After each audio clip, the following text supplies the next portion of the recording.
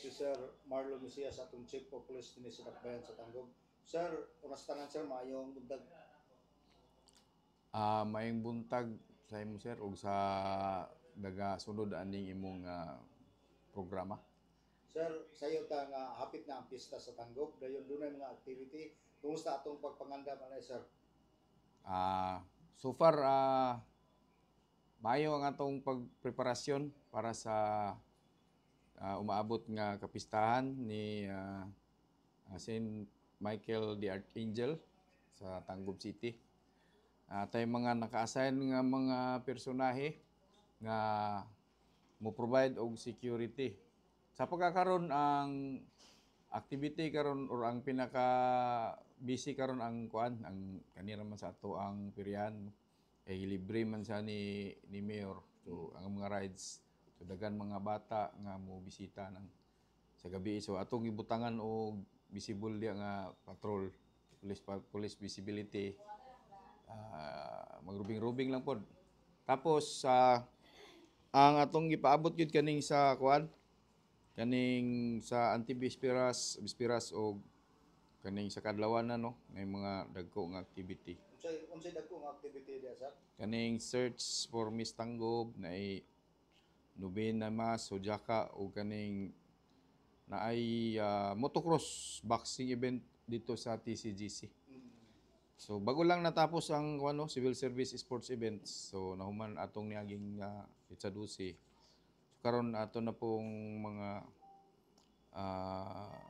ginagmayng activities na lang ang atong gikuan. Pero nevertheless natay mga bisita nga ginhinig pangabot dire na may mga display dia sa plaza. So muna atong siguro nga inaot na walay mga krimen nga may tabo no.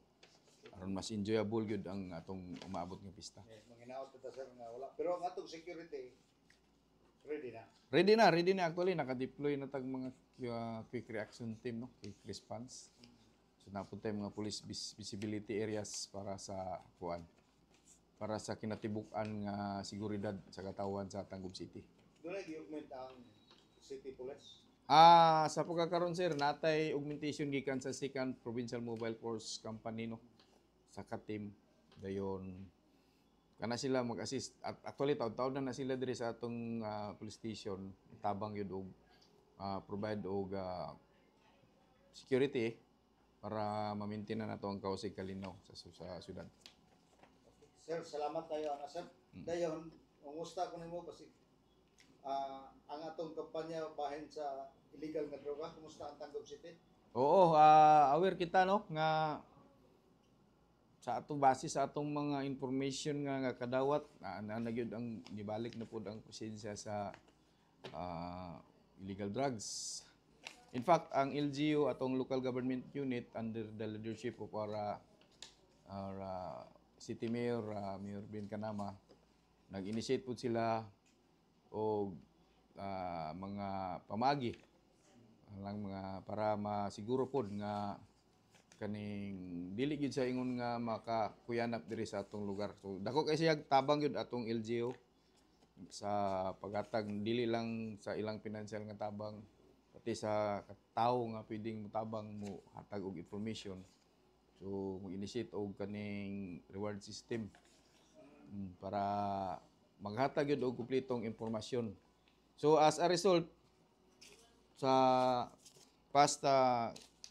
sa niaging gikan Enero no taman sa karong bulan na natay 32 ka operasyon nga nakandak.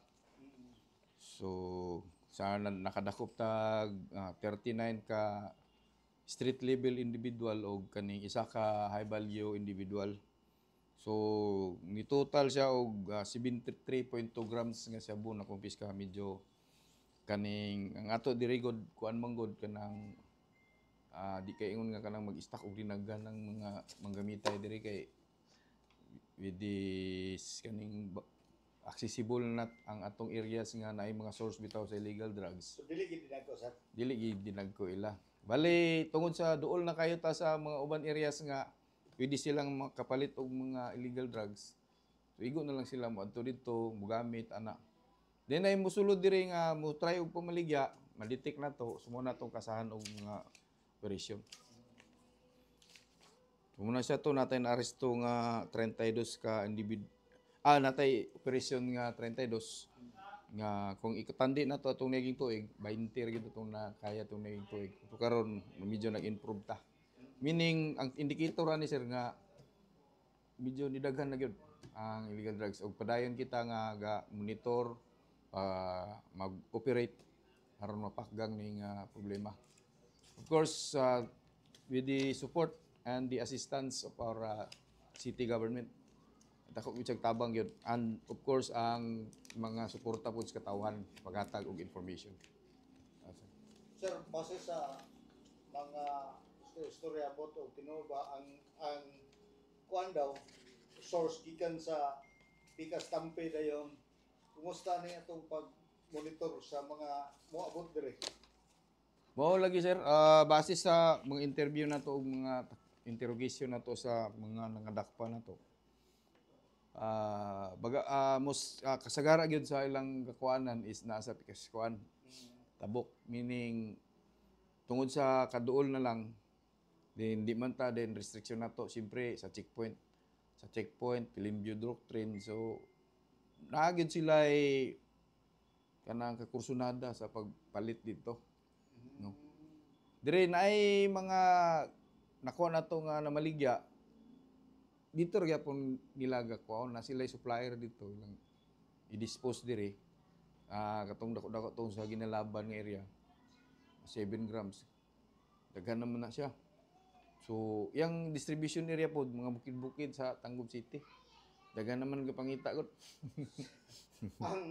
ang mga ang tanang baryo sa Tangub, sir, imong tanaw sa man na dunay nasudlan gyud. Nagid sir kay kanang di mo nato na ikalimod no katong panahon nga sa tukhang bitaw dagan kay surindirer. Ubay-ubay pud sa ila ang namalik ko gamit dili nung tanan pero nagid. Nagid din. Halos kada barangay baya to nga naay mga nagsurrender. So hinahinay siguro kay siyempre sa ato ang limitado nga sa kadako sa atong lugar po. Pero gapaning kamot gyud mi nga mapaspasan namon. Kay di na gyud na ikalimod nga namo gyud ano gyud ibalik na gyud. Lagi no. At sa inyong monitor sila mismo mo adto dito mo palit. Ana sir, mo gyud ilang kwan, mo gyud ilang base sa ilang mga salaysay no. It's either sila mo adto dito or na po sila kontakon nga mohatod. Oo. Gikan pod sa Sambunga del Sur na po yung mga mohatod pod pasulod. So, open na gid ta dire. Medyo mibalik yun. Open lang mangunta, natay connected na ta, dali na kay ta sa Lanao del Norte, Lanao del Sur, sa Sambunga del Sur. So diri ang kuan, ilang ruta, bali-bali na lang. Tuyok na lang sila ba. Okay. Sir, salamat kaya na sir. Gawas anang sa atong sa drugs, doon ang atong mga doon na ba tayo mga panghitabo o kaban sa traffic?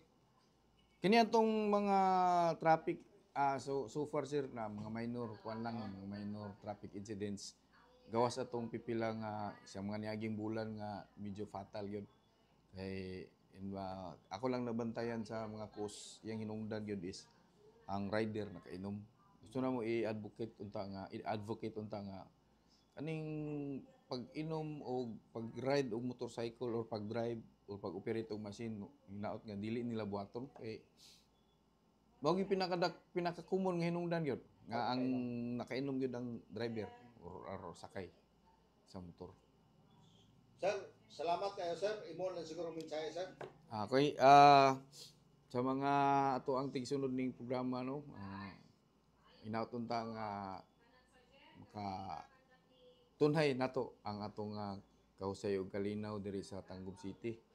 Atong mga kauban sa buhat na sila diha sa ato ang gawas provide og police visibility, paghatag og assistance kung katong mga sumusunod ani nga taga-Tangub ay pagduha-duha kung kinahanglan ninyo assistance ikan sa inyong local police.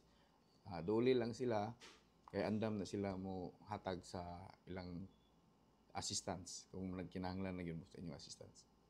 So and then invite everyone to visit Tangub City and enjoy our Pista celebration this coming September 29. Sir, salamat kayo si Colonel Marlo Mesias atong Chief of Police diri sa Dakbayan sa Tangub. Sir, salamat kay sir ug maayong buntag. May buntag.